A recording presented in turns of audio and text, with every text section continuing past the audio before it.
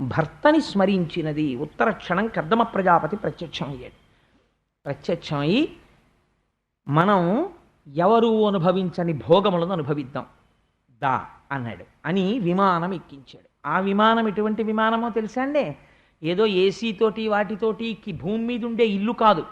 అది సమస్త లోకముల మీద ఎవరికీ కనపడకుండా తిరగగలిగినటువంటి విమానం. అటువంటి విమానంలో వాళ్ళు తిరుగుతున్నారు. తిరుగుతూ ఆ భోగములను అనుభవిస్తూ ఆ మధుర పదార్థములను సేవిస్తూ ఇద్దరూ ఆనందంగా క్రీడిస్తూ ఆ విమానము మేరుపర్వత శిఖరముల మీద దిగింది. దిగితే దాని చర్యలలోకి వెళ్ళారు. అక్కడ గంధర్వులు, యక్షులు, కిన్నెరులు, కింపురుషులు, దేవతలు ఆ మేరుపర్వతాన్ని చుట్టి వస్తుంటాయి. గ్రహాలన్నీ ఎప్పుడు మన సత్యనారాయణ వ్రతంలో సుబ్రహ్మణ్య శర్మ గారు ఆవాహన చేశారు కదా, రాహుకేతువులు తప్ప మిగిలిన వాళ్ళందరూ ప్రదక్షిణ పురస్సరంగా వస్తుంటారు. ఆ మేరుపర్వత చర్యలలో దేవహూతితో కలిసి కొన్ని సంవత్సరములు అలా భోగములను అనుభవిస్తూనే ఉన్నాడు. ఆ విమానములలో తిరుగుతూనే ఉన్నాడు. సంసారము కూడా అంతే, భోగములను అనుభవిస్తూనే ఉన్నాడు. అలా అనుభవిస్తూ ఉండగానే వాళ్ళకి 90 ఆడపిల్లలు పుట్టారు. 90 ఆడపిల్లలు పుట్టిన తర్వాత 9వ పిల్ల పుట్టిన తర్వాత కర్దమ ప్రజాపతి అన్నాడు, మనం ఎన్నాళ్ళ నుంచి భోగం అనుభవిస్తున్నామో నీకు గుర్తుందా దేవహూతి అన్నాడు. అంటే ఆవిడంది, అయ్యో క్షణంలా గడిచిపోయిందండి సమయం. 90 ఆడపిల్లలు పుట్టేశారు, పెద్ద పిల్ల పెళ్ళిడికి వచ్చేస్తోంది, జ్ఞాపకమే లేదు చూసారా, కాలము క్షణంలా గడిచిపోయింది. సంసార భోగమునందున్నవాడికి అలాగే గడిచిపోతుంటుంది. కాలము నడిచి వెళ్ళిపోతూ ఉంటుంది. వృద్ధాప్యం వచ్చేస్తుంది, కొడుకు ఉద్యోగం రావాలి, మనవణ్ణి చూడాలి, కోరికలు కోరుతూనే ఉంటాడు. కాలం నడిచిపోతుంది, శరీరం జర్జరీభూతం అయిపోతుంది. కర్దమ ప్రజాపతికి మనకి తేడా ఎక్కడా? ఇన్ని భోగములను అనుభవిస్తూ ఇవి భోగములు కాదని మనసులో నిరంతరము తలుచుకుంటున్నాడు. వైరాగ్యము బాగా ఏర్పడుతోంది. అస్తమానం భార్య దగ్గరికి వెళ్ళి ఏమిటి భోగాలని ఆయన ఏం అనలేదు, అలా అనక్కర్లేదు కూడా. ఇక్కడ ఉండాలంతే వైరాగ్యం. అది పండిన నాడు భార్యకి చెప్పి వెళ్ళిపోవాలంతే, అప్పటి వరకు చెప్పక్కర్లేదు కూడా. అందుకని ఆయన అన్నాడు, చాలదా అనుభవించిన భోగాలు, ఇవే మార్చి మార్చి మార్చి మార్చి అనుభవిస్తామంతే. ఇలా అనుభవిస్తూ పోతే ఒకనాడు కాలమునందు ఈ శరీరం పడిపోతుంది, అప్పుడు మనం ఉద్ధరించబడం. అందుకని దేవహూతి, నేను సన్యాసం తీసుకుని వెళ్ళిపోతున్నాను అన్నాడు. నీ తండ్రికి నేను వివాహ సమయంలో మాట ఇచ్చాను, సంతానము కలిగే వరకే దేవహూతితో ఉంటానని. 90 ఆడపిల్లలు పుట్టారు. అందుకని నేను వెళ్ళిపోతున్నాను సన్యాసానికి. ఎందుకని అంటే లోపల వైరాగ్యం బలపడినది. ఎందుచేత? నిరంతరము భోగం ఇది కాదని పరిశీలన చేయుట చేత. అందుకని సన్యాసానికి వెళ్ళగలిగాడు. ఇప్పుడు చూడండి గృహస్థాశ్రమాన్ని ఎలా వాడుకోవాలో వాడాడు కర్దమ ప్రజాపతి. ఇదే నేను ముందు చెప్పిన ఉపోద్ఘాతం. ఈ మాట అంటే ఆవిడంది నిజంగా ఎంత గొప్ప మాట అండి. ఆవిడంది, అపరతి పుట్టెయి ఇహ సుఖానుభవంబులయందు మున్నునే చపలత కామభోగరతి సంగము కోరి మహాత్మా నిన్ను అచ్చపు తలపొప్పగా తెలియజాలకయున్ వరించుటన్ భవత్కృప ఫలించే ముక్తి నిన్ను కేవల భక్తి భజింపకల్కతే. అరే ఏం ఆశ్చర్యమయ్యా! ఇద్దరం కలిసే భోగం అనుభవించాం, ఇద్దరం కలిసే సుఖాలు అనుభవించాం, ఇద్దరం కలిసే విమానంలో తిరిగాం, ఇద్దరం కలిసే పిల్లల్ని కన్నాం. నువ్వు పైకి చెప్పలేదు, భోగం అనుభవిస్తున్నప్పుడల్లా ఇది భోగము కాదని లోపల పరిశీలన చేశావు. ఇంత వైరాగ్యానికి వచ్చేసావు. వచ్చేసి నేను సన్యాసం తీసుకుంటానని వెళ్ళిపోతున్నావు. నీ వంటి మహాత్ముడితోనే నేను ఇంతకాలం ఉన్నాను, నాకు అసలు ఈ ఆలోచనే రాలేదు. అందుచేత అసత్పురుషుడితోటి ఉన్నంత మాత్రము చేత భోగమునందు ఉండిపోవడం సహజం. సత్పురుషుడితో కలిసి నేను సంసారము చేస్తూ కూడా నీకున్న ఆలోచన నాకు రాకుండానే నా జీవితం వెళ్ళిపోతోంది. నువ్వేమో పండిపోతున్నావు. పండిపోయి ఇవి భోగములు కాదు తుచ్చములు అని స్థిర నిర్ణయానికి వచ్చేసి గొప్ప వైరాగ్య సంపత్తితో వెళ్ళిపోతున్నావు. నిన్ను ఆపను. ఎందుకని? నువ్వు పండిపోవడమే కావలసింది. పండాలి గృహస్థాశ్రమంలోకి వచ్చినందుకు. కానీ ఒక్క కోరిక, నాకు 90 ఆడపిల్లల్ని ఇచ్చావు, ఇప్పుడు వీళ్ళకి యోగ్యమైన వరుల్ని తేవాలి. నేనా ఆడదాన్ని, నాకా ఏమీ తెలియవు, ఇన్నాళ్ళు నీ వెనక నీ నీడలో నా భర్త ఇంత గొప్పవాడని తిరిగేశాను. ఇప్పుడు నువ్వు ఉన్న పళంగా సన్యసించి వెళ్ళిపోతే ఈ ఆడపిల్లలకి నేను ఎలా సంబంధాలు చూడను? అందుచేత ఇంటికి రక్షణగా నాకొక్క కొడుకుని కటాక్షించి వెళ్ళిపో. ఆ కొడుకు మళ్ళీ నన్ను సంసార లంపటమునందు తిప్పేవాడు కాకూడదు. నువ్వు వెళ్ళిపో సన్యాసానికి, కానీ ఆ కొడుకు నన్ను ధరించేవాడు కావాలి, నన్ను కూడా జ్ఞానము వైపుకి తిప్పేవాడు కావాలి. అటువంటి వాడు కూతుళ్ళని గట్టెక్కించగలిగిన వాడు ఒక కొడుకునిచ్చి వెళ్ళిపోవయా. ఆయన అన్నాడు, షహబాష్, గొప్ప కోరిక కోరావు, అందుకని నీకు ఒక కుమారుణ్ణి ఇవ్వడానికి నేను అంగీకరిస్తున్నాను అని కర్దమ ప్రజాపతి యొక్క తేజస్సు యందు శ్రీమన్నారాయణుడు ప్రవేశించాడు. దేవహూతి యొక్క గర్భములోకి ప్రవేశించి ఆయన కుమారుడై కపిల భగవానుడనేటటువంటి పేరుతో బయటికి వచ్చాడు. కపిల మహర్షి జన్మిస్తే భగవానుడు కపిల రూపంలో దేవహూతి కడుపున పుడితే ఆశ్చర్యం ఏమిటో తెలుసా అండి? సంతోషం ప్రకటించడానికి చతుర్ముఖ బ్రహ్మగారు వచ్చారు. ఎవరితో? మరీచి మొదలైన మహర్షులతో. నువ్వురా నాయనా కొడుకు అంటే కర్దమ ప్రజాపతి, నిన్ను నేను సృష్టించి ఒక మాట చెప్పాను, ప్రజోత్పత్తి చెయ్యి అని చెప్పాను. నువ్వు కేవలము ప్రజోత్పత్తి చేస్తూ ఉండిపోలేదు, గృహస్థాశ్రమములోనికి వెళ్ళి ప్రజోత్పత్తి చేసి ధర్మబద్ధమైన భోగమును భవించి భోగమును విచారణ చేసి వైరాగ్యమును పొంది వైరాగ్యము వలన సన్యసించుటకు సిద్ధపడి భార్య కోరిక తీర్చడానికి కొడుకుని జనింపచేసి ఈశ్వరుణ్ణి కొడుగ్గా పొందావు. అదిగో స్వామి యొక్క పాదములలో చూశావా, హలరేఖ కనపడుతోంది, నాగలి అంకుశం కనపడుతోంది, పద్మం కనపడుతోంది. శ్రీమన్నారాయణుడే నీ కొడుకుగా జన్మించాడు. నీలాంటి కొడుకుని కని నేను తరించిపోయానయ్యా అన్నాడు. ఇది గృహస్థాశ్రమంలో ప్రవర్తించవలసిన విధానం. అందుకని కర్దమా, నేను పరమానందాన్ని పొందుతున్నాను. కపిలుణ్ణి సేవించి నీ భార్య దేవహూతి మోక్షాన్ని పొందుతుంది. నువ్వు సన్యాసాశ్రమంలోకి వెళ్ళి నువ్వు పొందుతావు. ఈశ్వరుడే ఇంట్లో పుడితే బయటికి వెళ్ళిపోవడం ఎందుకండి సన్యాసాశ్రమానికి? అంటే ఇంకా తన ఇల్లు అన్న భావనతో ఉండడానికి వీల్లేదు. నేను నాది అన్నదేదీ లేదు. న్యాసం అంటే నిక్షేపించుట, సన్యాసము, సత్ ఎందు నిక్షేపించేశాడు. ఈశ్వరుడు తప్ప నేనన్నవాడు నా అన్నవాడు నాకు లేడు. కాబట్టి ఏమిటి? ఆకలేసింది, అన్నము ఎక్కడిది, తనకని ఉండదు, భిక్ష. ఆయన తిన్నారనుకోండి, ఆయన అన్నమే తింటారు. మన ఇంటికి భిక్షకొచ్చిన స్వామి, మనము అన్నమే తింటాం. కానీ ఆయన అంటారు, నేను భిక్షకొచ్చానండి అంటే నాకు ఆకలేసింది, ఒక ఇంటి ముందు నిలబడి భవతి భిక్షాందేహి, మేము పెడతాను రండి భిక్ష అన్నారు. ఇది భిక్షాన్నముగా తింటున్నాను. అందుకే రుచి చెప్పరు. దోసకాయ పప్పు చాలా బాగుందమ్మా అని అనరు. ఇది ఈ ఆకలి తీరడానికి, దగ్గు తగ్గడానికి మందేసుకున్నట్టుగా తింటారు. మీకు నేను ఒక ఆశ్చర్యకరమైన సంఘటన చెప్పనండి.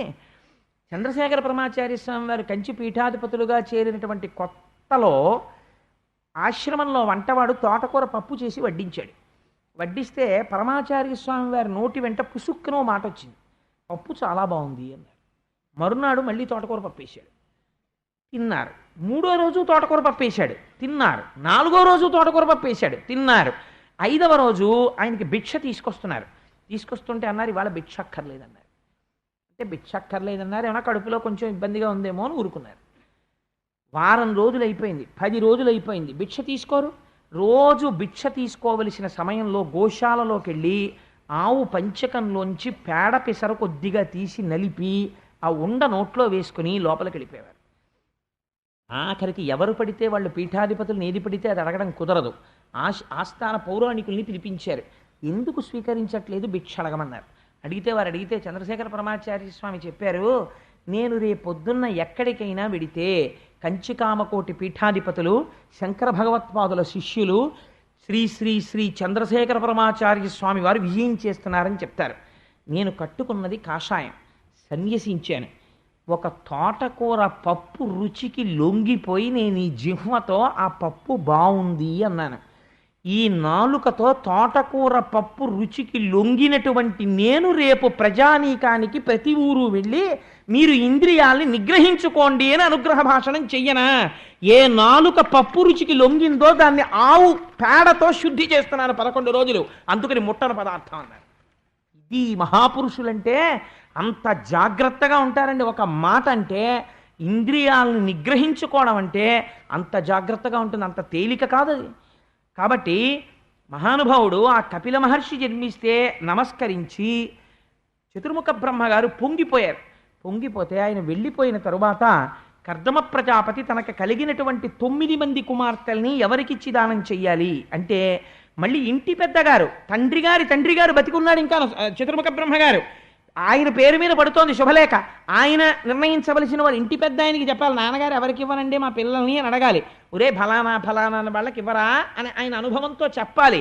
గృహస్థాశ్రమం ఎలా ఉంటుందో కర్దమ ప్రజాపతి జీవితం అలాగే ఉంటుంది. చతుర్ముఖ బ్రహ్మగారు చెప్పారు, నీకు కలిగిన 9 పిల్లల్ని 9 ఋషులకి ఇచ్చి పెళ్లి చేయి అన్నారు. అంటే మరీచి మహర్షికి కళ అనబడే కుమార్తెనిచ్చారు. అత్రి మహర్షికి అనసూయనిచ్చి వివాహం చేశారు. అంగీరసునకు శ్రద్ధ అనబడేటటువంటి అమ్మాయినిచ్చి పెళ్లి చేశారు. పులశ్చనకు హవిర్భవు అనబడేటటువంటి అమ్మాయినిచ్చి పెళ్లి చేశారు. పులహునకు గతి, క్రతువునకు క్రియ, భృగువుకు ఖ్యాతి, వశిష్ఠునకు అరుంధతి, అధుర్వునకు శాంతి. 9 ఋషులకి 9 కన్యల్నిచ్చి కన్యాదానం చేశాడు. చేసిన తర్వాత తను సన్యసించి వెళ్ళిపోయే ముందు లోపలికి వెళ్ళి చంటి పిల్లవాడు ఆ పడుకునున్నాడు కపిలుడు, ఆయన ఎవరో కర్దముడికి తెలుసు. అందుకని చంటి పిల్లవాడిగా ఉన్నటువంటి పిల్లడి ముందు తండ్రి నమస్కరించి స్తోత్రం చేస్తున్నాడు. మహానుభావ, మీరెందుకు జన్మించారో నాకు తెలుసు. మీరు శ్రీమన్నారాయణుడు, నన్ను ఉద్ధరించడానికి జన్మించారు. నాకు పితృరుణం తీరదు కొడుకు పుట్టకపోతే. అందుకని కొడుకుగా పుట్టి నన్ను పితృరుణం నుంచి ఉద్ధరించారు.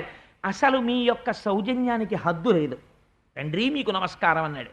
అంటే ఆయన అన్నారు, నా చేత పూర్వంబునందు ప్రతిశ్రుతమైన వచనముల్ తప్పక వర మునీంద్రని ఇంట పుట్టితి. నిర్హేతుక స్థితి భూరి దయాగుణంబున అవాప్త సకల కాముండ నేను సన్మునివేషంబు ధరించుటెల్ల నా కొరకు కాదు.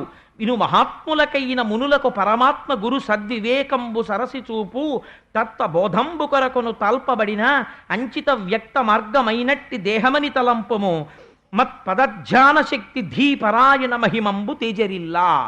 ఇతపూర్వం నేను ఒకసారి ఈ భూమండలం మీద జన్మించి సాంఖ్యం అనేటటువంటి వేదాంతాన్ని బోధ చేశాను.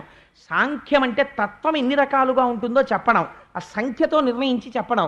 ఆ సాంఖ్యము చెప్పాను, కానీ లోకం మరిచిపోయింది. మళ్ళీ సాంఖ్యము చెప్పడం కోసం నీకు కొడుకుగా పుట్టాను, నీకు మాట ఇచ్చాను నీకు కొడుకుగా పుడతానని. మాట తప్పలేదు, నీకు కొడుకుగా పుట్టాను. నాయనా నువ్వు సన్యసించి వెళ్ళిపో, నువ్వు మోక్షాన్ని పొందుతావు అంటే ఆయన అన్నారు, నా భార్య నీకు తల్లి అయినటువంటి దేవహూతిని స్వామి నువ్వు ఉద్ధరించాలన్నారు. తప్పకుండా ఉద్ధరిస్తానన్నారు. పెరిగి పెద్దవాడయ్యాడు కపిల మహర్షి, తపస్సు చేసుకుంటున్నాడు ఆ బిందు సరోవరంలో కూర్చుని. ఆ 9 పిల్లల పెళ్ళిళ్ళు అయిపోయాయి. మహానుభావుడిచ్చినటువంటి భోగోపకరణములన్నీ ఎక్కడున్నాయో తెలుసా అండి? కర్దమ ప్రజాపతి ఇచ్చిన భోగోపకరణములు అక్కడే ఉన్నాయి. అన్ని భార్యకి ఇచ్చి వెళ్ళాడు. ఇన్ని భోగోపకరణముల మీద వైరాగ్యం పుట్టింది భర్త వెళ్ళిపోగానే. నా భర్త అంతటి స్థితిని పొందాడు, నేను ఇంకా ఈ సంసార లంపటమునందు పడిపోయి ఉండిపోయాను, నేను కూడా ఉద్ధరింపబడాలి. అందుకని ఇప్పుడు దేవహూతి కపిల మహర్షి దగ్గరికి వెళ్ళింది, కొడుకు దగ్గరికి వెళ్ళి ఎంత గొప్ప మాట చెప్పిందో చూడండి. భూరి మదీయ మోహ తమముం బెడబాప సమర్థులన్యులెవ్వారలు నీవు కాక నిరవజ్య నిరంజన నిర్వికార సంసార లతా లవిత్ర భుజసత్తమ సర్వశరణ్య ధర్మ విస్తారక సర్వలోక శుభదాయక నిత్య విభూతి నాయక. ఈ సంసారంలో ఉన్నవాడు ఒక స్థితికి వెళ్ళిన తరువాత అడగవలసిన మాట. నేను ఇంతకాలం మొహాంధకారంలో పడిపోయాను, ఈ ఇంద్రియముల యొక్క సుఖములే సుఖములు అనుకుని ఈ సంసారమునందు ఉండిపోయాను. నీ తండ్రి సంసార సుఖములను అనుభవిస్తూ వైరాగ్య సంపత్తిని పొంది సన్యసించి వెళ్ళిపోయాడు. కాలమునందు నాకు కూడా సమయం అయిపోతోంది, నేను ఏది తెలుసుకుని మోక్షమును పొందాలో అటువంటి తత్వమును నాకు బోధ చెయ్యి అని అడిగింది. అడిగితే మహానుభావుడు కపిలుడు చెప్పడం మొదలుపెట్టాడు. దీన్నే కపిల గీత అంటారు. ఈ కపిల గీత వింటే ఏమవుతుంది అంటే, కపిల గీత విన్నటువంటి వాళ్ళకి ఇంతకాలము నుంచి ఏది చూసి సత్యమని భ్రమించారో ఆ సత్యము కాదన్నటువంటి వైరాగ్య భావన ఏర్పడడానికి కావలసిన ప్రాతిపదిక దొరుకుతుంది. కపిలుడు దేవహూతికి చెప్పాడు, దేవహూతి విని మోక్షం పొందేసింది అని పూర్తి చేసేసాడు అనుకోండి వ్యాసుడు. మీరు నేను అభ్యంతర పెడతామండి? ఏమీ అభ్యంతర పెట్టాం. భగవద్గీత కృష్ణ భగవానుడు చెప్తే ఒక్క అర్జునుడికి వినపడింది, అలాగే దేవహూతికి వినపడిందండి అన్నాడు అనుకోండి. మీరు నేను ఈ ఆఖ్యానం విని ఏమిటి ఉద్ధరింపబడతాం? ఉన్నటువంటి వాళ్ళు ఎవరైనా మహాపురుషులు ఉన్నారేమో నాకు తెలియదు, కానీ మనలో ఎవరైనా కర్దమ ప్రజాపతి స్థాయిలో ఉన్న వాళ్ళం ఉన్నామా? పెద్దలు నిర్ణయించిన వివాహానికి వారసులుగా వస్తూ కర్దమ ప్రజాపతి స్థాయిలో ఉన్నామా? లేం. ఏమో మీ సంగతి నాకు తెలియదు, మీరు మహాత్ములు, మీరు కర్దమ ప్రజాపతులేమో. నేను మాత్రం దేవహూతి స్థాయిలో ఉన్నాను. కాబట్టి ఇప్పుడు అసలు వినవలసినది ఏది ఇందులో? కపిల గీత వినాలి. ఇప్పుడు కపిలుడు చెప్తున్న మాటలు వినాలి. కపిలుడు చెప్తున్న మాటలు వింటే దేవహూతికి ఏదైందో అది మనకు అవుతుంది కదా. ఆ తర్వాత దేవహూతి ఏం చేసింది, దేవహూతికి ఏం జరిగింది, కాబట్టి మీకు అదే జరుగుతుంది. అంతే కదండి తీర్పు. కాబట్టి ఇప్పుడు కపిలుడు ఏ ప్రసంగం చేస్తున్నాడో ఆ ప్రసంగం చాలా విలువ కలిగినటువంటి ప్రసంగము. ఇప్పుడు అమ్మకి ఆయన ఏం చెప్తున్నాడు?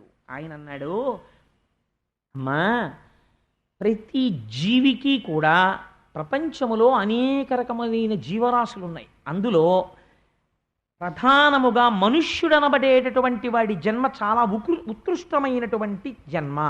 ఎందుచేత అంత గొప్ప జన్మ అంటే, తరవాక్షి వినుమ చేతన దేహముల కంటే చేతన దేహముల్ శ్రేష్టము, అందు ప్రాణవంతంబులై స్పర్శజ్ఞానంబు కలుగు చైతన్య వృక్షముల కంటే ఘన రసజ్ఞాత సంకలిత చేతనులుత్తములు, రసజ్ఞానంబు కలుగు వాని కంటే గంధజ్ఞానంబు కలిత భృంగములు కడు శ్రేష్టములు, వానికంటే శబ్ద వేదులగుదురు శ్రేష్ఠులు, వెలయు శబ్ద విధుల కంటేను మరి రూపవేదులైన వాయసాదులు శ్రేష్టములు, వానికంటే వరుస బహుపాదలుత్తములు, వారికంటే తలప చతుష్పదులు అధికులు, దలకొని మరి వారికంటే పాదద్వయముంకల మనుజులు అఘతములి ములవారలయందు వర్ణములు నాల్గరయన్. ఆయన ఎంత గొప్ప మాట చెప్పాడో తెలుసా అండి? ఈ సృష్టిలో దేని బట్టి ఏది గొప్పదో చెప్తానమ్మా, నువ్వు కొంచెం జాగ్రత్తగా విను. ఏమిటి? ఈ దేహములు పొందినటువంటి వాళ్ళల్లో ప్రాణములు కలిగినటువంటివి మొదట శ్రేష్టములు. ఏవి ప్రాణములు కలిగినవి? చెట్లకి ప్రాణం ఉంది. చెట్లకి ప్రాణం ఉన్నా చెట్ల కన్నా గొప్పతనం ఉన్నదోటి ఉంది ప్రాణం ఉండి. ఎందుచేత అది గొప్పది అంటే, స్పర్శజ్ఞానము కలుగుట చేత వృక్షముల కంటే స్పర్శజ్ఞానం ఉన్నది గొప్పది. చెట్టుని పట్టుకుని మీరు నరికేస్తున్నారనుకోండి, స్పర్శజ్ఞానం ఉంటుంది, తెగుతూ ఉంటుంది. కానీ స్పర్శజ్ఞానం ఉన్నంత మాత్రాన నిజంగా స్పర్శజ్ఞానం ఉండి తెగిపోయి నరకపడుతుంటే దానికి ప్రాణమైతే ఉంది, కానీ ఆ నరకబడుతున్నప్పుడు దాని ఎందు విశేషమైనటువంటి ఖేదమో అరుపో బాధో కలుగుతుందని మీరు అనలేరు. ప్రాణము మాత్రం ఉన్నది. స్పర్శజ్ఞానమున్నది ఎవరికి ఉన్నది అంటే, దీనికన్నా స్పర్శజ్ఞానము ఉన్న ప్రాణి ఏది ఉన్నదో అది ఉత్కృష్టము. అంటే చెట్టుకి లేదు, కానీ చెట్టు కన్నా ఒక బర్రె అలా వెళ్ళిపోతూ ఆ చెట్టుకేసి ఇలా ఒరుసుకుంటే నా దురద తీరుతుంది అనుకోండి, స్పర్శజ్ఞానం ఉంది కాబట్టి ఆ ప్రాణి గొప్పది. స్పర్శజ్ఞానం ఉన్నదానికన్నా కూడా ఏది గొప్పది అంటే, రసజ్ఞానము కలిగినది గొప్పది. రుచి కూడా చెప్పగలిగిన ప్రాణి ఉంటే అది గొప్పది. రుచి కూడా చెప్పగలిగినటువంటి జ్ఞానము కంటే వాసన కూడా చెప్పగలిగినటువంటి భృంగములు గొప్పవి. అందుకే సువాసన కలిగిన చోటికి సీతాకోక చిలుకలు ఎగురుతాయి. అందుకని సువాసనని పసిగట్టగలిగినటువంటి భృంగములు గొప్పవి. దానికన్నా ఏది గొప్పది? శబ్దమును వినగలిగినటువంటి వాయసాదులు అంటే పక్షులు మొదలైనవి గొప్పవి. చప్పుడైతే అది ఇలా అంటుంది అని, చిన్న చప్పుడైతే ఎగిరిపోతుంది కాబట్టి అది చప్పుడికి ప్రతిస్పందిస్తోంది. శబ్దమును వినగలిగినది గొప్పది. శబ్దమును వినగలిగిన దానికన్నా ఏది గొప్పది? అనేక పాదములు ఉన్నది గొప్పది. అదేమిటంటే అనేక పాదములు ఉన్నది ఉంటుందా అంటే ఉంటుంది. 8 పాదములు ఉన్నది ఒకటి ఉంది ప్రపంచంలో, శరభం అంటారు, అది గొప్పది. దానికన్నా ఏది గొప్పది? 4 పాదములుండి సాధుత్వము కలిగినది గొప్పది. ఆవు, గేదె, గొర్రె, మేక ఇలాంటివి. 4 పాదములున్న కన్నా ఏది గొప్పది? 2 పాదములు ఉన్న మనిషి గొప్పవాడు. 2 పాదములున్న మనిషి సృష్టి యందు చాలా గొప్పవాడు. కానీ పాడైపోవడానికి కారణం ఏమిటో తెలుసా అమ్మా? నేను చెప్పేస్తాను, నువ్వు జాగ్రత్తగా వింటే నీకు అర్థమైపోతుంది అన్నాడు. ఇది సాంఖ్యం కదండి. ఆయన ఒక మాట చెప్పాడు, అసలమ్మా ఉన్నది ఈశ్వరుడు ఒక్కడే. ఆయనని ఏమని పిలుస్తారో తెలుసా? పురుషుడు అని పిలుస్తారు. ఆయన ఎక్కడుంటాడు? ఇక్కడ ఉంటాడు. ఆయన ఏం చేశాడంటే, తను అర్థం కాకుండా ఉండడం కోసం త్రిగుణములతో కూడిన మాయా అన్న దానిని సృష్టించాడు. ఈ మాయలోంచి 24 తత్వములు వచ్చాయి. ఎంత గొప్ప గీత చెప్పేస్తున్నాడో చూడండి. 24 తత్వములు బయటికి వచ్చాయి. అందుకే సాంఖ్యం అని పేరు దానికి. 24 ఏమిటి? 5 మహాభూతములను సృష్టించాడు ముందు. అవే పృథివీ, ఆపస్, తేజో, వాయు, ఆకాశములు. ఈ 5ంటిని సృష్టించాడు ముందు. పృథివీ అంటే మట్టి, ఆపస్ నీరు, వాయువు గాలి, తేజస్ అగ్ని, ఆకాశము అంతటా నిండి ఉంటుంది. వీటికి కొన్ని లక్షణములను ఇచ్చాడు. ఈ లక్షణములను దాటడానికి వీల్లేదు. ఇది ఈశ్వర శాసనం. పృథివికి ఏ లక్షణం ఇచ్చాడో తెలుసా? అసలు మాయ అంతా ఎక్కడుంటుంది? పృథివిలోనే ఉంటుంది. ఏమిటో తెలుసా అండి పృథివికి ఉన్న గొప్పతనం? పృథివి మిగిలినటువంటి భూతములకన్నింటికీ ఆశ్రయం అవుతుంది. నీరు నిలబడాలి. ఎక్కడ నిలబడాలి? భూమి మీద నిలబడాలి. అగ్ని వెలగాలి. దేని మీద వెలగాలి? భూమి మీద వెలగాలి. గాలి వీచాలి. భూమి మీద వీచాలి. అన్ని భూతములకు భూమి ఆధారముగా ఉంటుంది. పృథివీకున్న గొప్పతనం ఏమి? ఒకే పృథివీ వికారమును చెందుతుంది. ఒక మట్టి, ఇంత మట్టి తీసుకుని కుమ్మరివాడు ఏం చేస్తాడంటే పెళ్లి కూతురు బొమ్మ చేస్తాడు. ఇంత మట్టి తీసుకుని పెళ్లి కొడుకు బొమ్మ చేస్తాడు. అక్కడ ఉన్న పిల్లవాడు ఒకడు వచ్చి అంటాడు, నాన్నగారండి నాన్నగారండి ఈయన మగపిల్లాడండి, నాన్నగారండి నాన్నగారండి ఇది ఆడపిల్లండి అంటాడు. ఆడపిల్ల మగపిల్లవాడు, స్త్రీ పురుషుడు, ఈ భేదము దేని వలన వచ్చినది? మీరు దీన్ని కొంచెం జాగ్రత్తగా అర్థం చేసుకుంటే అందులో వైరాగ్యం వచ్చేస్తుందండి. ఆశ్చర్యం. ఎక్కడొచ్చినది? ఒకే పృథివీ చిన్న చిన్న వికారములు చెందినది, చిన్న మార్పు చెందిందంతే. శరీరములు రెండు ఒకటే. పృథివితో చేయబడిన శరీరాలు రెండు ఒకలాగే ఉంటాయి. ఏదో కొద్దిగా 1-2 చోట్ల మార్పు చెందుతుంది అంతే. పృథివి మార్పు చెందింది కాబట్టి తన జీవితం అంతా నాశనం చేసేసుకుంటున్నాడు వ్యామోహంలో ఒకడు. ఏం ఆశ్చర్యమమ్మా! ఇది పృథివీ వికారము. ఈ పృథివీకి ఉన్న గొప్పతనం ఏమిటో తెలుసా? అంతటా ఉన్న ఆకాశమును ముక్కలైనట్టు చూపిస్తుంది. మీరు ఒక కుండ పెట్టారనుకోండి, కుండలో ఆకాశం ఉంటుంది. మీరు గది కట్టారనుకోండి, గదిలో ఆకాశం ఉంటుంది. గోడలు తీసేస్తే మళ్ళీ అనంత ఆకాశం అయిపోతుంది. కుండ పగిలిపోతే ఆకాశం అయిపోతుంది. ఘటాకాశం, మఠాకాశం ఇలా ఉంటుంది. నీరేం చేస్తుంది? తడుపుతుంది, మెత్తతనాన్ని తీసుకొస్తుంది, దాహం తీరుస్తుంది. అగ్ని ఏం చేస్తుంది? ఎండింప చేస్తుంది, కాలుస్తుంది, దాహం వేసి ఆకలేసేటట్టు చేస్తుంది. వాయువు ఏం చేస్తుంది? ఇక్కడ అక్కడ అని లేకుండా చొరబడగలదు. ఒక చోటు నుంచి ఒక చోటుకి వెళ్ళిపోతుంది. తేలికైన వాటిని ఓ చోట కుప్ప పెడుతుంది. ఒక్కొక్కసారి విరగ్గొట్టేస్తుంది, ప్రభంజనం అయిపోయి చెట్లని విరగ్గొడుతుంది. ఒక్కొక్కసారి అన్నింటినీ అన్ని వైపులకి చిమ్మేస్తుంది. ఇలా చెయ్యగలిగినది గాలి. ఒకటి చేసేది ఒకటి చెయ్యదు. ఈ 5ంటిని పంచమహాభూతములుగా నిర్మించాడు. ఈ పంచభూతములను నిర్మించిన వాడు అక్కడతో ఊరుకోలేదు. పంచభూతములను నిర్మించి పిండాండములో 5 కర్మేంద్రియములను సృష్టించాడు. వీటికి ఏమీ జ్ఞానం ఉండదు. కాళ్ళు, చేతులు 2, నోరు 3, మలద్వారము 4, మూత్రద్వారము 5, 5 కర్మేంద్రియాలు. 5 జ్ఞానేంద్రియాలను సృష్టించాడు. అవే కన్ను, ముక్కు, చెవు, నాలుక, చర్మము. ఈ 5ంటిని సృష్టించాడు. ఇప్పటికి 15 అయ్యాయి. ఇప్పుడు పెద్ద ఆట ఆడాడు ఆయన. ఇప్పుడు ఆయన ఆడిన ఆట ఏమిటో తెలుసా అమ్మా?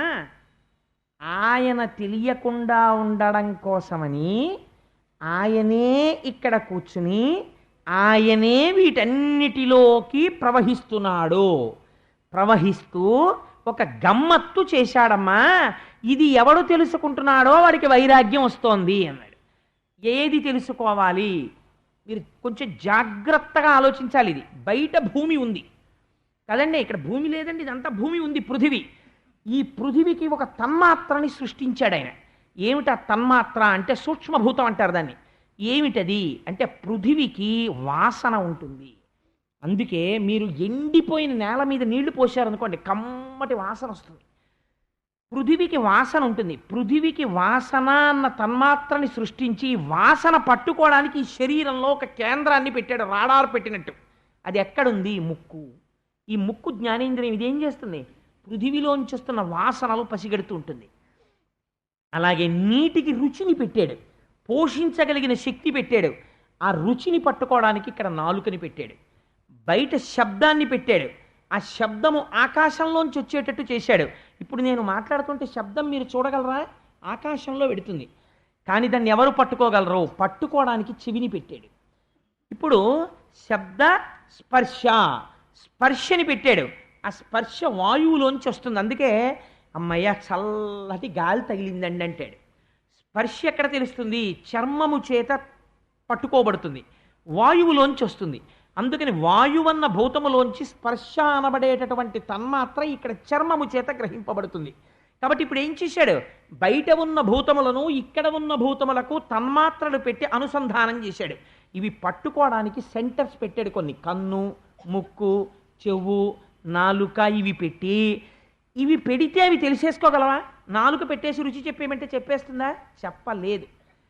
చెప్పడం కోసం తానే వీటి యందు ప్రవహించాడు, తన శక్తిని వీటి యందు నింపి నిబిడీకృతం చేశాడు. లోపల తాను పురుషుడై కూర్చున్నాడు. కూర్చుని ఈ ఇంద్రియములకు లౌల్యమును పెట్టాడు. ఈ ఇంద్రియాలు ఏం చేస్తాయంటే ఆట ఆడడం మొదలెడతాయి. ఎప్పుడు చూసిందే చూడు, విన్నదే విను, ముట్టుకున్నది ముట్టుకో, వాసన చూసింది చూడు, ఆ రుచిని మళ్ళీ తెచ్చిపెట్టు అని ఇంద్రియాలు ఆడడం మొదలు పెడతాయి. 20ంటికి 4ంటిని తోడు పెట్టాడు. అవి ఏమిటో తెలుసా అమ్మా? ఇలా ఎప్పుడో చేసిన దాన్ని మళ్ళీ గుర్తు తెచ్చుకునేది చేయమండం, ఇప్పుడు మళ్ళీ కొత్తగా ఓ పని చేయమండం, ఇలా 2 పనులు చేసేదాన్ని సంకల్ప వికల్ప సంఘాతం అంటారు. అది మనస్సు. ఈ మనస్సు ఒక ఆలోచన చెప్తుంది, ఇది చెయ్యి అంటుంది, చెయ్యనా వద్దా ఒకరు నిర్ణయిస్తారు, అది బుద్ధి. ఈ చిత్తము, మనస్సు, బుద్ధి, దీనికి చిత్తం అనేటటువంటి దాన్ని తోడు తెచ్చాడు. ఈ చిత్తం అంటే ఏమిటో తెలుసా అండి? మీరు పూర్వం ఎప్పుడో అనుభవించినటువంటి ఒక సుఖాన్ని గుప్తంగా దాచిపెట్టుకుంటుంది. ఆ రుచి ఎలా ఉంటుందో లోపల టేప్ చేసి అట్టే పెడుతుంది, దాన్ని చిత్తం అంటారు. 4వ దాన్ని ఒక దాన్ని తీసుకొచ్చాడు, అసలు పెద్ద మాయ అక్కడే, దాని పేరు అహంకారము. ఇవన్నీ ఎప్పుడు పనిచేస్తున్నాయి? లోపలున్న పురుషుడి వల్ల పనిచేస్తున్నాయి. ఆ పురుషుడు తాను అది కప్పబెట్టి తెలియకుండా చేసి ఇవన్నీ నేనంటుంటాడు. ఇవన్నీ దేని మీద ఆధారపడ్డాయి? ఈయన మీద ఆధారపడ్డాయి. ఈ గమ్మత్తు ఏమిటి? ఈ బయటున్నవే ఇందులోకి వస్తున్నాయి. ఆ పృథివే ఇందులో పృథివిగా ఉంది, కొంచెం మట్టి, ఎంత రుద్దుకున్నా మట్టి వస్తుంది. అందులో నీళ్లే ఇందులోకి వస్తాయి, ఇందులో నీళ్లే అందులోకి ఎడతాయి. అందులో గాలే ఇందులోకి వస్తుంది, ఇందులో గాలే అందులోకి ఎడుతుంది. అందులో ఉన్న ఆకాశమే ఇందులోకి వస్తుంది. మీకు చిత్రం ఏమిటో తెలుసా అండి? ప్రాణములు దేని మీద ఆధారపడ్డాయి? ఆకాశం మీద. ఎందుకో తెలుసా అండి? ఆయన హార్ట్ వాల్వ్స్ బ్లాక్ అయిపోయాయండి, చచ్చిపోయాడంట. బ్లాక్ అయిపోవడం అంటే ఏమిటండి? అక్కడ ఒక కన్న ఉంది, అందులోంచి రక్తం విడుతోంది, అదే ఆకాశం. ఆ ఆకాశం పూడుకుపోయింది అనుకోండి, ప్రాణం పోతుంది. ఆకాశము, ప్రాణము, వాయువు 2 కలిసి ఉంటాయి. ఉంటే ఈ శరీరము బయట ప్రపంచంతో ఎంతకాలము అనుసంధానము జరుగుతుందో అంతకాలము బ్రతికి ఉన్నాడంటారు. ఈయన లోపల నుంచి వెళ్ళిపోతే అనుసంధానం ఆగిపోతుంది. ఆగిపోతే ఏమైంది? చచ్చిపోయాడని అంటారు. కానీ మనిషి అసలు లోపల ఉండి అన్నింటినీ గుర్తుపడుతున్నవాడోడున్నాడు. వాడికి ఈ సుఖదుఖాలు వేటితో సంబంధము లేదు. ఎంత గమ్మత్తో తెలుసా అండి? మీరు ప్రతిరోజు చెప్పేస్తారు ఈ విషయాన్ని. ఈ మోకాలు నాకు నొప్పెడుతోంది అనుకోండి, డాక్టర్ గారి దగ్గరికి వెళ్ళి, డాక్టర్ గారు నేను నొప్పిగా ఉన్నానండి అన్నాం. ఏమంటాను? డాక్టర్ గారు ఈ మోకాలు నొప్పెడుతోందండి అంటాను. ఈ మోకాలు నొప్పెడుతోందండి అంటే నేను వేరు, ఈ మోకాలు వేరు కదా. డాక్టర్ గారు ఏమిటో కానండి, ఈ మధ్య ఈ శరీరానికి కొంచెం తేడాగా ఉంటోందండి, తలకాయ నొప్పిగా ఉంటోందండి, లేకపోతే మాట్లాడుతున్నప్పుడు గొంతు నొప్పిడుతోందండి, పూర్వంలా ఉండట్లేదు అంటాడు. అంటే గొంతు నొప్పిగా ఉన్నది అని తెలుసుకుంటున్నది ఒకటి ఉంది, దానికి ఏ నొప్పి లేదు. ఇది నొప్పిగా ఉన్నదని తెలుసుకుంటోంది. ఇప్పుడు గొంతుకి నొప్పి లేదు అని తెలుసుకుంటోంది. గొంతుకి నొప్పి లేనప్పుడు దానికి నొప్పి లేదు, గొంతు నొప్పిగా ఉన్నప్పుడు దానికి నొప్పి లేదు.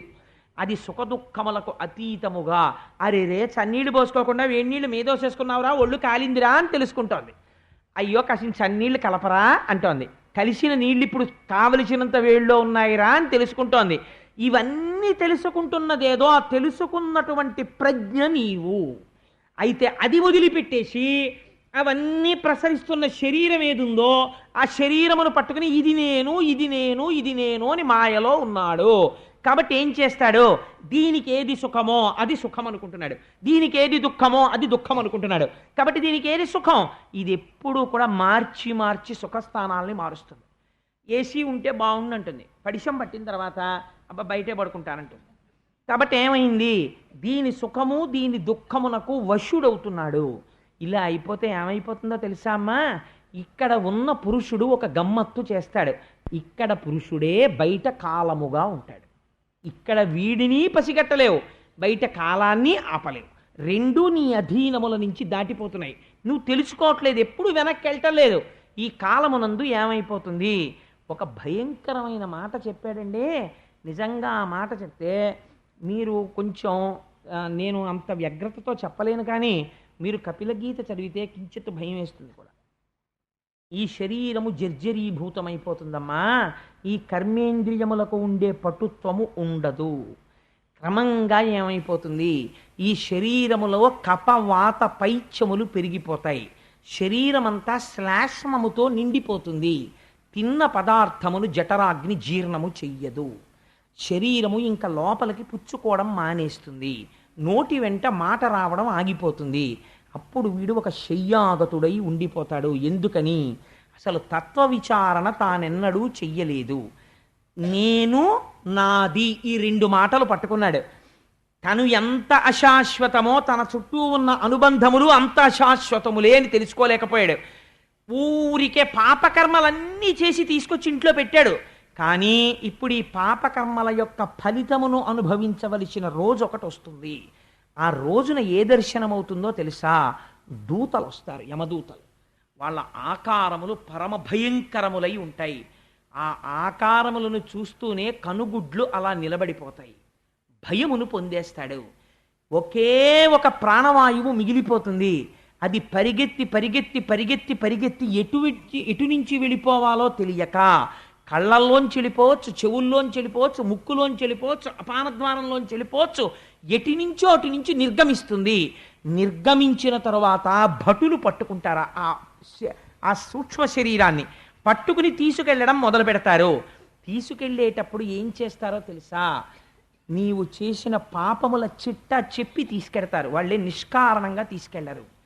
నీకు శరీరం ఇస్తే, ఇంద్రియములనిస్తే, తెలుసుకోగలిగిన బుద్ధినిస్తే, వెనక్కి తిరిగి ఈశ్వరుడిని నువ్వు చూడలేదు. చూడకపోవడం వల్ల ఏమైంది? నిన్నిప్పుడు ఏం చేస్తున్నామో తెలుసా?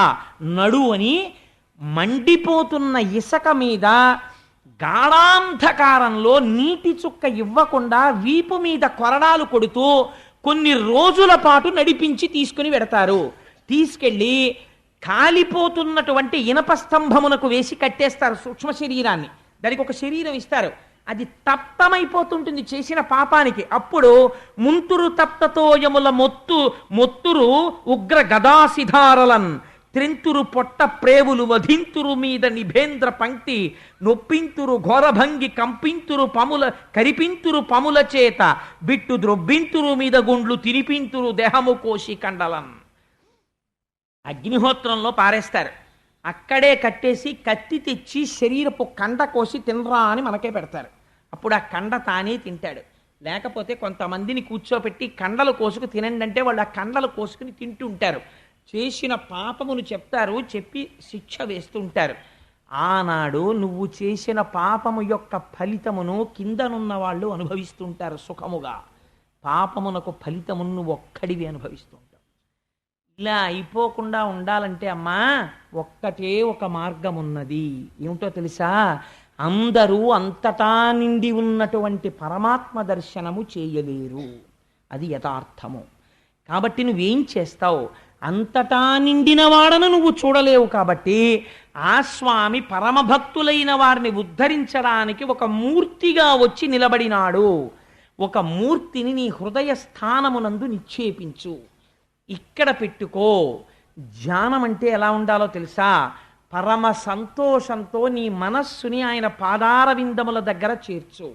నువ్వు ఎక్కడైనా ఉండు, దానికి సమస్య లేదు.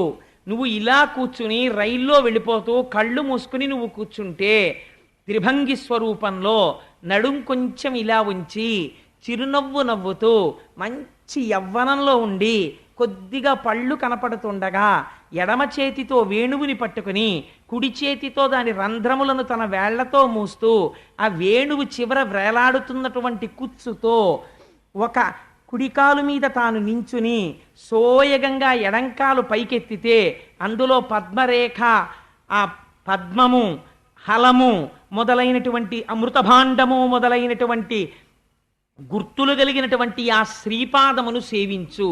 ఆ తరువాత ఆయన కుడికాలు మీద కుడికాలు ఇలా పెట్టి హొయలుగా ఎడమకాలు ఇలా వేసి ఆ కాలు ఇలా ఎత్తి పెడితే ఆ శ్రీపాదమును ఒక్కసారి చూసి నీ తల తీసుకెళ్ళి ఆ ఎర్రటి పాదానికి తాటించి కింద పెట్టి ఉంచినటువంటి కుడిపాదము మీద నీ తల తాటించి పచ్చని పట్టు పీతాంబరం పక్కల నుంచి కనపడుతున్నటువంటి ఆ పిక్కల్ని దర్శనం చేసి ఆ పైన బలిష్టమైన ఆయన కాళ్ళని చూసి చక్కటి ఆయన మోచిప్పల్ని చూసి సమస్త లోకములను నిర్వహించగలిగిన బలిష్టమైన తొడలను చూసి సన్నటి ఆయన కటి ప్రదేశాన్ని చూసి అది కొద్దిగా పక్కకి వంగి ఉంటే దాని మీద పట్టుపంచ కట్టుకొని పట్టు పీతాంబరం కుర్చీళ్ల మీద ఉన్నటువంటి ఆ బంగారు మొలనూలు దర్శనం చేసి దానికి ఉన్నటువంటి చిరుగంటలు దర్శనం చేసి ఆ పైన స్వామి నాభిని చూసి అందమైన ముడులు పడి లోపలికి ఉన్నటువంటి ఆ నాభికి నమస్కరించి ఆయన యొక్క ఉదరభాగమును దర్శించి ఆ పైన స్వామి యొక్క వక్షస్థలమనందున్నటువంటి శ్రీవత్సమనేటటువంటి ఆ పుట్టుమచ్చని చూసి ఇటుపక్కన ఉన్న కౌస్తుభ వజ్రాన్ని చూసి ఆయన వేసుకున్న వనమాల అరవిరిసినటువంటి పుష్పములు దాని మీద రొద చేస్తున్న తుమ్మెదలు ఆయన వక్షస్థలమునందు వేయించేసి ఉన్న లక్ష్మి 3 గీతలు కలిగినటువంటి చక్కటి కంఠము దాని మీద ఉన్న చిన్న గడ్డము చిరునవ్వు నవ్వుతున్నటువంటి ఆ పెదవులు కొనదీరినటువంటి ముక్కు అందులోంచి ఊపిరి తీసి వదులుతున్నప్పుడు లోపలికెళ్ళి బయటికి వస్తున్నటువంటి ముత్యము కస్తూరీ తిలకం లలాటపలకే వక్షస్థలే కౌస్తుభం నాసాగ్రే నవమౌక్తికం బయటికొచ్చి వెడుతున్నటువంటి ఆ ముత్యము దాని మీద ఉన్నటువంటి 2 నల్లగండు తుమ్మెదల లాంటి నేత్రములు వాటిలోంచి ప్రసరిస్తున్నటువంటి దయార్ద్ర దృష్టి నీకేం బెంగలేదు నన్ను నమ్ముకోరా అని దయని కురిపిస్తున్నటువంటి ఆ కన్నులు అటు ఇటు తిరుగుతూ తనని ఆర్తితో పిలుస్తున్న వాళ్ళని రక్షించేటటువంటి కనుగుడ్లు దాని మీద ఉన్నటువంటి మన్మథ చాపముల వంటి ఆ కనుబొమలు దాని మీద విశాలమైనటువంటి లలాటము దాని మీద పెట్టుకున్న కస్తూరి బొట్టు ఆ పైన ఉన్నటువంటి కిరీటము దాని మీద ఉన్న పింఛము ఆయనకున్నటువంటి 2 బాహువులు ఏనుగుల యొక్క తొండముల వంటి ఆ బాహువులు ఎడమ చేతిలో పట్టుకున్న వేణువు పైన కుడి చేతితో మూసిన రంధ్రములు ఆ నల్లటి చక్కటి మేఘము వంటి రంగు కలిగిన చల్లటి చెయ్య ఈ చెయ్యే కదా స్వామి లోకములను రక్షించినది దానికి ఉన్న తెల్లటి గోళ్ళు ఆ గోళ్లల్లోంచి వస్తున్న ఎర్రటి కాంతులు ఆ స్వామి యొక్క మూర్తిని ఆపాదమస్తకము పైనుంచి కిందకి కింద నుంచి పైకి చూస్తూ ధ్యానమునందు మగ్నుడవై నీ మనస్సు అనేటటువంటి తుమ్మెదని ఆయన దగ్గర చేర్చడం మొదలు పెడితే ఇక్కడున్నవాణ్ణే అక్కడ చూస్తున్నావమ్మా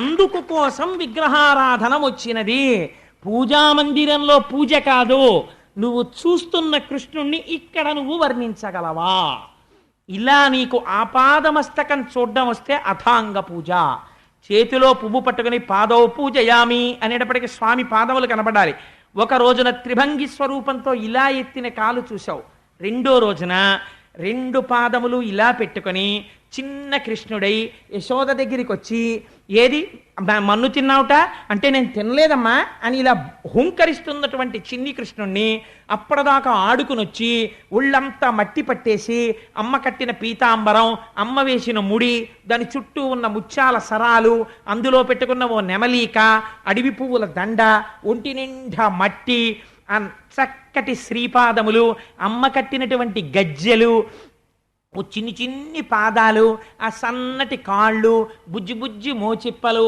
కట్టుకున్న చిన్న పంచ ఓ చిన్ని కడుపు ఆ కడుపులో సమస్త లోకాలు ఓ ఇంత గుండెకాయ ఆ గుండెల మీద ఆ వక్షస్థలం ఆ వక్షస్థలం మీద అమ్మ యశోద వేసినటువంటి ఆ ముత్యాల హారాలు ఆ బంగారు నగలు చిన్ని కంఠం చిన్ని నోరు సొట్ట ఉన్న గడ్డం అమ్మ పెట్టిన దిష్టి చుక్క ఏమీ తెలియని వాళ్ళ ఇలా ఇలా పెట్టి అమ్మ నేనే తప్పు చేయలేదమ్మా అని భయం నటిస్తున్న కళ్ళు ఆ పిల్లాన్ని చూసి ఉండలేక ధ్యానంలో నువ్వు గభాలను కౌగిలించేసుకుని గట్టిగా పట్టేసుకుని కృష్ణయ్య కృష్ణయ్య నల్లనయ్య ఎంత బాగున్నావురా అని ఇంత స్వామి అని నువ్వు మర్చిపోయి నీ కొడుకు అనుకుని గట్టిగా కౌగలించేసుకుని ఎంత ముద్దొచ్చేస్తానో స్వామి అని రెండు బుగ్గల మీద ముద్దులు ఎట్టేసుకుంటే అబ్బా వదులు వదులు అని ఇలా అంటుంటే ఆ బుగ్గలు ఎరుపెక్కిపోతుంటే ఆ చేతులు చూసి నన్ను వదులు కోటేశ్వరరావు నన్ను వదులు కోటేశ్వరరావు అని ఇలా అంటుంటే ఆ చిన్ని చిన్ని చేతులు నీ భుజాల మీద పడుతుంటే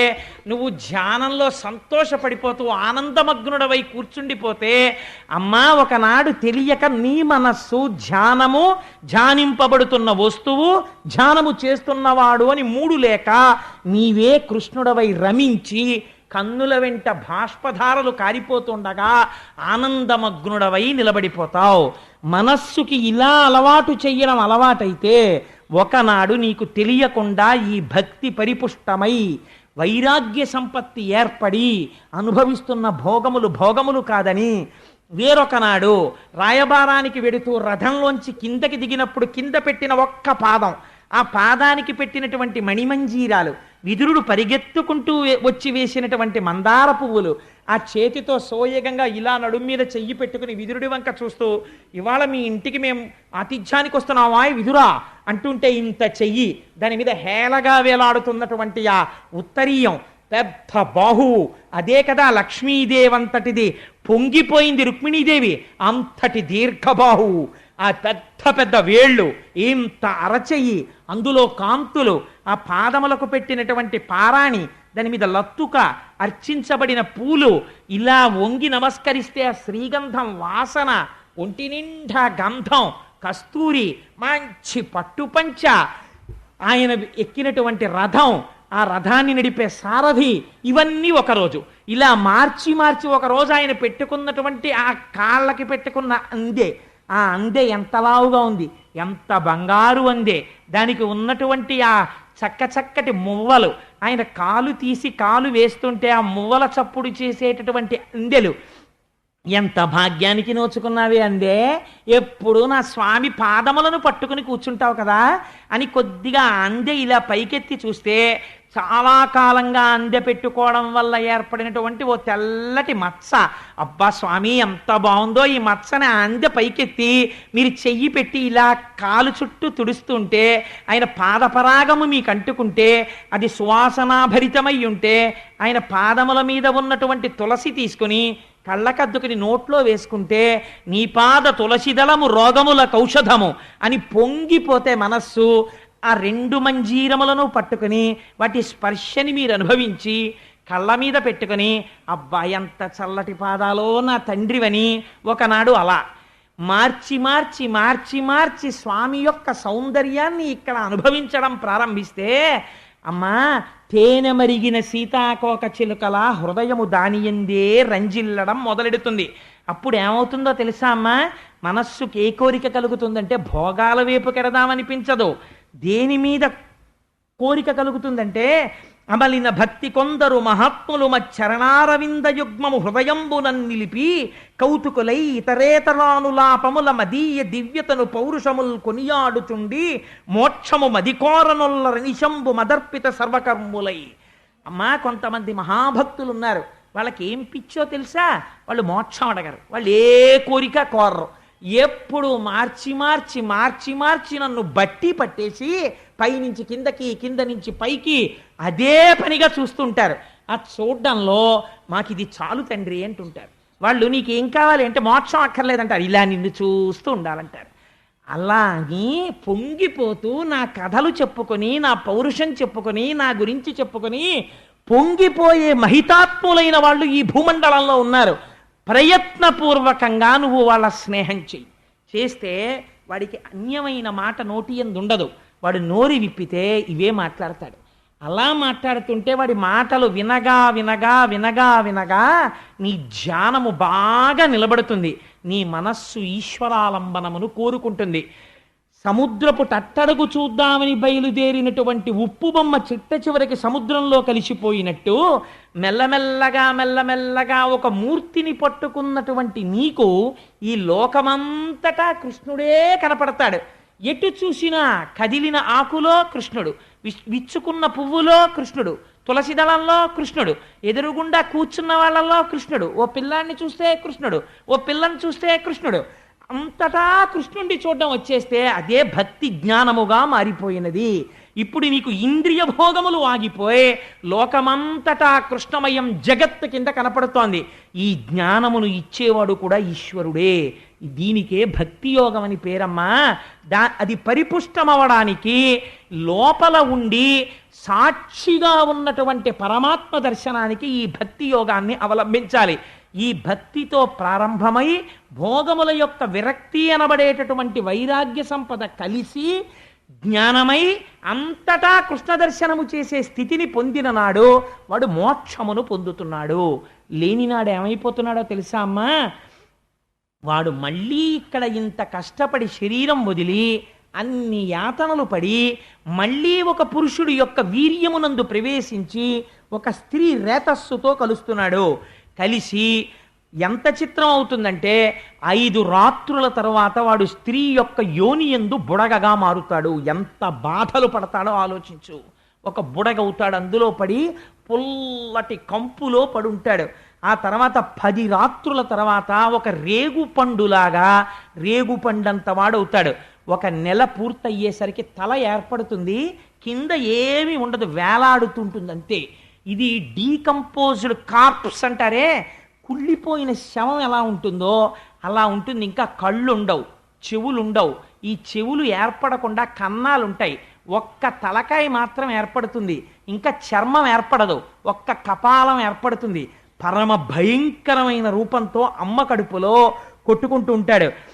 ఆ తర్వాత 2 నెలల తరువాత చేతులు కాళ్ళు ఎముకలు కింద వస్తాయి. ఎముకలతో చేతులు, ఎముకలతో కాళ్ళు మాత్రమే ఉంటాయి. ఎముకల చేతులు, ఎముకల కాళ్ళతో, పైన తలకాయతో, పుర్రెతో అలా అమ్మ కడుపులో పడుంటాడు. ఆ తర్వాత 3వ నెల అయిపోయిన తర్వాత మెల్లిగా చర్మం వచ్చి దాని మీద వెంట్రుకలు పుట్టడం మొదలవుతాయి. ఆ తర్వాత గోళ్ళు రావడం మొదలెడతాయి. చిట్ట చివర 4 నెలల తర్వాత చర్మము, రక్తము, మాంసము, కొవ్వు, అస్థి, శుక్ల, మేధ అనబడేటటువంటి 7 ధాతువులు ఏర్పడతాయి. 5వ నెల పూర్తయ్యేసరికి ఆకలి ప్రారంభమవుతుంది. ఆకలి ప్రారంభమైతే అమ్మ శరీరంలోంచి ఒక నాభికి గొట్టం ఒకటి ఏర్పడుతుంది. అమ్మ తినకూడని పదార్థం తినేస్తుంది, ఈ లోపల మంటలు బయలుదేరుతాయి. అమ్మ తాగకూడనిది తాగుతుంది, లోపల పడిశం పట్టేస్తుంది. అమ్మ తినకూడనిది తింటుంది, లోపల దగ్గొస్తుంది. అమ్మ తిన్న పదార్థములో కొంత భాగము తనలోకెళ్ళి జీర్ణమై అక్కడే మలమూత్రములను విసర్జించేస్తాడు. అందులోంచి పురుగులు పుట్టేస్తాయి. పుట్టేసి చాలా కోమలమైన ఈ చర్మాన్ని కొరికేయడం మొదలెట్టేస్తాయి. తల కిందకుంటుంది, కాళ్ళు పైకుంటాయి. అమ్మ కడుపులో ఎడమ పక్కకి మాత్రమే కదులుతాడు, కుడి పక్కకి కదలడానికి ఉండదు. 4 నెలలు అలా పడుంటాడు. తిమ్మిరెక్కిపోతుంది, శరీరం పెరిగిపోతుంటుంది, ఇక కదలడానికి చోటు ఉండదు. అప్పుడు లోపల పడుకుని గాఢాంధకారం, కన్ను పొడుచుకుంటే కనపడదు. ఒక్కొక్కసారి ఎప్పుడు బయటికి పడిపోతానా అనిపిస్తుంది. నిద్రపోవడానికి ఉండదు. తల కిందకి, కాళ్ళు పైకి ఉండి ఎంతకాలం అలా పడుంటాడు. ఒక పక్క తల కిందకి ఉన్న కారణం చేత ముక్కు కిందకుంది, జీవుడు అనుప్రవేశం చేసేశాడు. పరమ దుర్గంధభూయిష్టమైనటువంటి వాసన పీలుస్తూనే ఉంటాడు. అలాగా అలా పడి ఉండి ఉండి ఉంటే ఈశ్వరుడు పూర్వజన్మ స్మృతినిస్తాడు. నీకు ఇలా మహోపకారం చేసి ఎన్నో జన్మలిచ్చాను, ఏమి చేశావు చెప్పని అడుగుతాడు. అప్పుడు అంటాడు, ఒకటే మాట చెప్తాడు ఇలా నమస్కరించి, ఈశ్వరా, ఎన్ని జన్మలిచ్చినా ఈ ఇంద్రియములతో భోగమే అనుభవించాను. ఎప్పుడూ సంసారము నిజమనుకున్నాను. పశుప్రాయమైన సుఖానికి జీవితాన్ని గడిపేశాను. బిడ్డల్ని కన్నాను, అయిపోయింది టైము, శరీరం వదిలిపెట్టేశాను, దేహము కాలిపోయింది, మళ్ళీ చేరాను, మళ్ళీ అమ్మ కడుపులోకి వెళ్ళాను. పునరపి జననం పునరపి మరణం పునరపి జనని జఠరే శయనం ఇహ సంసారే బహుదుస్తారే కృపయా పారే పాహి మురారే అని అడుగుతాడు. అప్పుడు అయ్యా, ఈ ఒక్కసారికి కృప చెయ్యి, బయటికి తోసేసేయి. అనుగ్రహించావా, బయటికి వెళ్ళి నీ పాదార వింద సంసేవనం చేసుకుని తరించిపోతాను, తోసేయవయ్యా అంటాడు. అంటే అప్పుడు ప్రసూతివాయు రూపంలో స్వామి కాళ్ళని బయటికి తోయడం మొదలెడతాడు. మీరు చూడండి, కాళ్ళని పట్టుకు బయటికి తోసేస్తుంటే, నేను భాగవతం చెప్తున్నాను కాబట్టి చెప్తున్నాను, పరమ ఇరుకైనటువంటి అమ్మ యోని గుండా బయటికి త్రోయబడినప్పుడు మొట్టమొదట తల బయటికి వచ్చేస్తుంది. వచ్చేసి శరీరం లోపల ఉండిపోతుంది.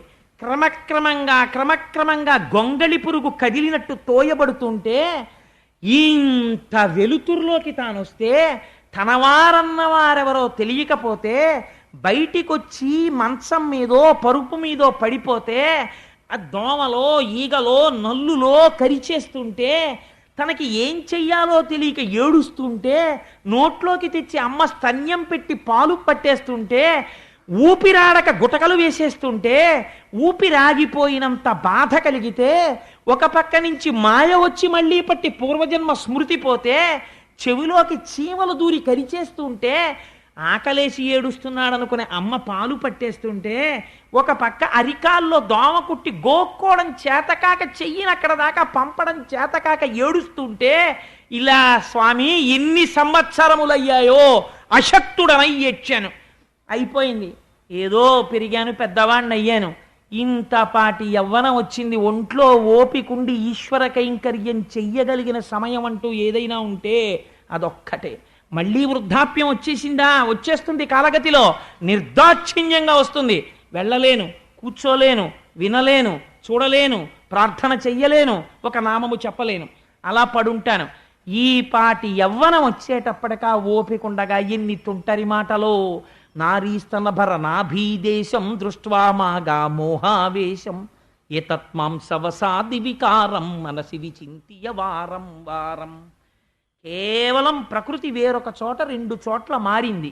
స్త్రీ శరీరమునందు పైన 2 చోట్ల పైకి ఉబికింది, అధోభాగమునందు లోపలికి వెళ్ళింది. ఈ పాటి వికారానికి వెర్రివాడవై తిరిగి నీ యవ్వనమంతా నాశనం చేసుకున్నావు. మళ్ళీ ప్రారంభం. లేదా ఉన్న ఓపికంతా సంపాదనకి తిరిగావు.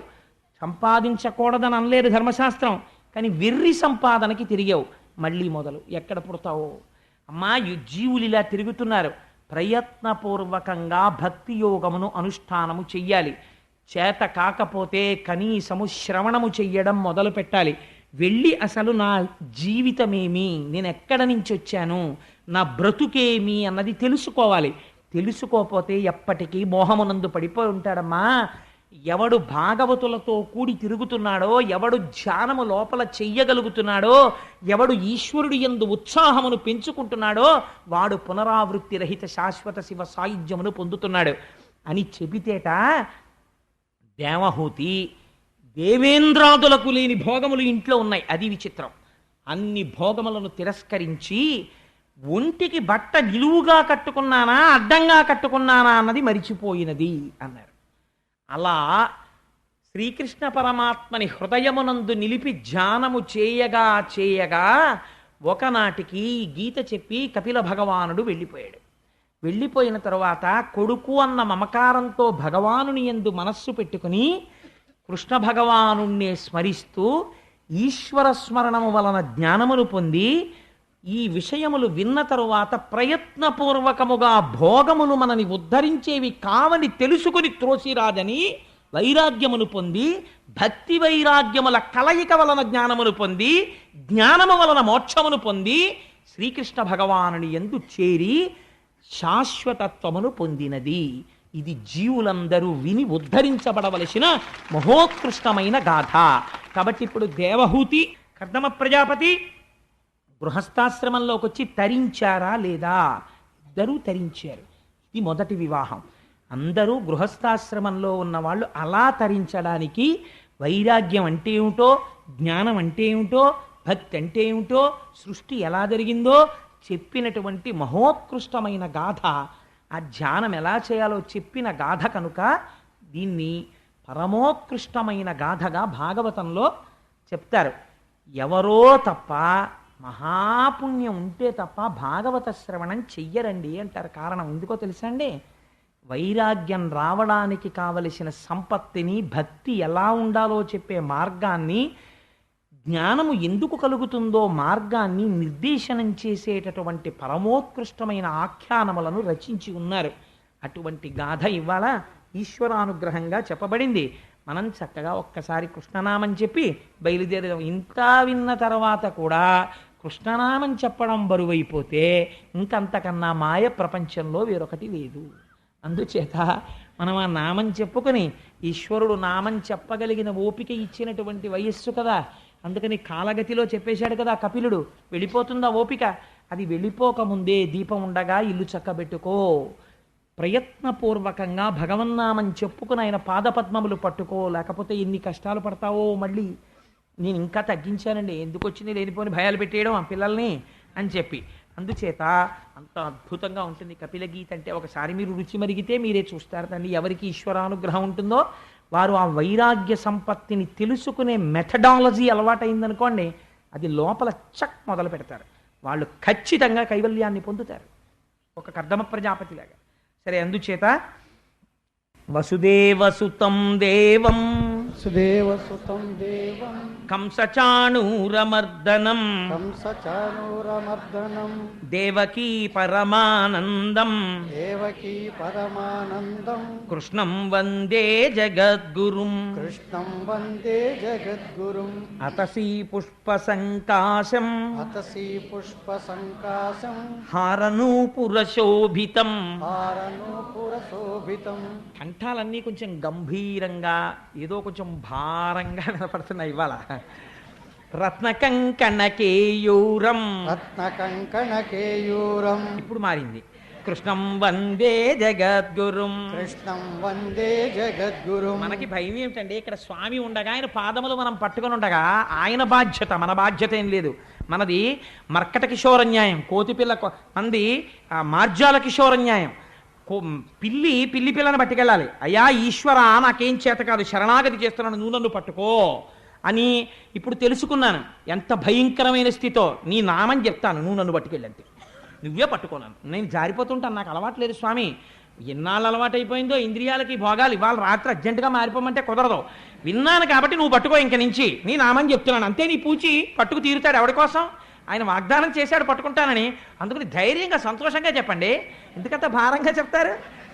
మందారగంధ సంయుక్తం మందారగంధ సంయుక్తం చారుహాసం చతుర్భుజం చారుహాసం చతుర్భుజం బర్హి పింఛావచూడాంగం పరిహికించావచూరాంగం కృష్ణం వందే జగద్గురుం. కృష్ణం వందే జగద్గురుం. ఉత్ఫుల్ల పద్మపత్రాక్షం ఉత్ఫుల్ల పద్మపత్రాక్షం నీలజీమూత సన్నిభం నీలజీమూత సన్నిభం యాదవానాం శిరోరత్నం యాదవానాం శిరోరత్నం కృష్ణం వందే జగద్గురుం. కృష్ణం వందే జగద్గురుం. రుక్మిణీ కేళీ సంయుక్తం రుక్మిణీ కేళీ సంయుక్తం పీతాంబర సుశోభితం పీతాంబర సుశోభితం అవాప్త తులసీగంధం అవాప్త తులసీ గంధం కృష్ణం వందే జగద్గురుం. కృష్ణం వందే జగద్గురుం. గోపికానాం కుచద్వంద్వం గోపికానాం కుచద్వంద్వం కుంకుమాంకితమక్షసం కుంకుమాంకిత రక్షసం శ్రీనికేతం మహేశ్వాసం శ్రీనికేతం మహేశ్వాసం కృష్ణం వందే జగద్గురుం. కృష్ణం వందే జగద్గురుం. శ్రీవత్సాకం మహోరస్కం శ్రీవత్సాకం మహోరత్నం వనమాలా విరాజితం వనమాలా విరాజితం శంఖచక్రధరం దేవం శంఖచక్రధరం దేవం కృష్ణం వందే జగద్గురుం. కృష్ణం వందే జగద్గురుం. కృష్ణాష్టకమిదం పుణ్యం కృష్ణాష్టకమిదం పుణ్యం ప్రాతరుత్థాయ పఠేత్ తరుద్ధాయ వర్తతే. కోటి జన్మ కృతం పాపం కోటి జన్మ కృతం పాపం స్మరణేన వినశ్యతి. ధన్యేన నశ్యతి. సర్వం శ్రీ ఉమామహేశ్వర పరబ్రహ్మార్పణమస్తు. స్వస్తి. మీకు మా వీడియోలు నచ్చినట్టయితే మా ఛానల్ని సబ్స్క్రైబ్ చేసుకోండి.